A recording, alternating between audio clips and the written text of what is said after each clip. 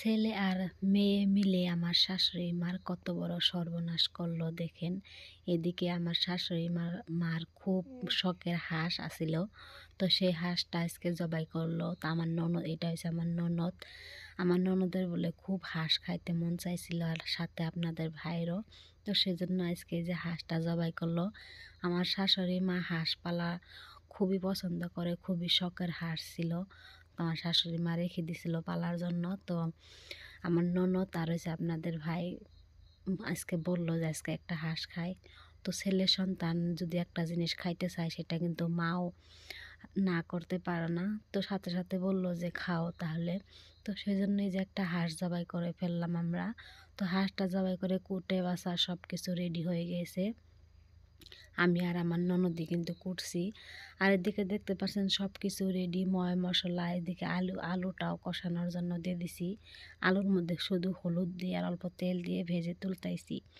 আর এদিকে সব মশলা আর কি, হলুদ, তারপরে মরিচ, জিরা, ধনিয়ার গোটা, যেগুলো সব কিছু আমি বাইটাই করে নিছি। আর সাথে এদিকে দেখতে পাচ্ছেন পিঠা বানাইতেছি। তো আপনাদের ভাই বললো যদি হাড় জবাই করা হয়েছে তাহলে পিঠাও বানাও। পিঠা মানে রুটি পিঠা, চাউলের রুটি আপনাদের ভাই খেতে খুবই পছন্দ করে, তার জন্য চাউলের রুটিটা বানানো হলো। এবার কেরালা থেকে আসার পরে চাউলের রুটিটা বানাই নাই। আর আমি এদিকে তরকারি বসে দিয়েছি, আমার শাশুড়ি মা আমার ননদ ওইদিকে পিঠা বানাইতেছে।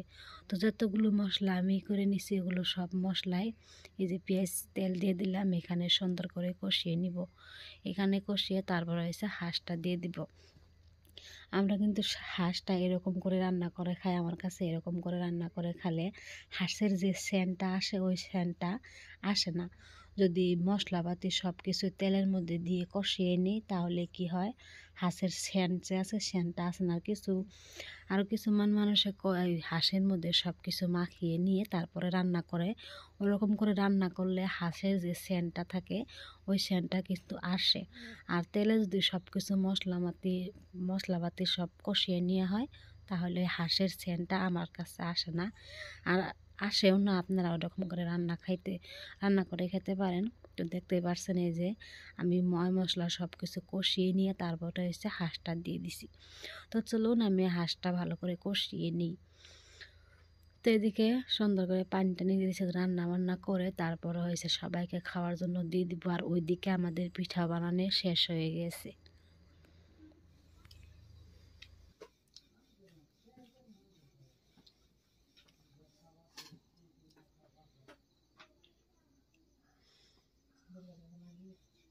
কেমন হয়েছে? হয়েছে।